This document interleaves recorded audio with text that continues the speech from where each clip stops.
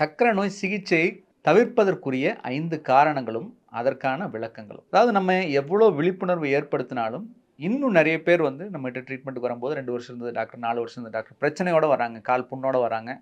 ஆனா வந்து பார்த்தீங்கன்னா, சர்க்கரைக்கு சிகிச்சை எடுக்காம இருக்காங்க. முதல் காரணம், மருந்துகளைக் கண்டு பயம். டாக்டர் மருந்து சாப்பிட்டா, தொடர்ந்து சாப்பிட்டா கிட்னி கெட்டு போயிடுது.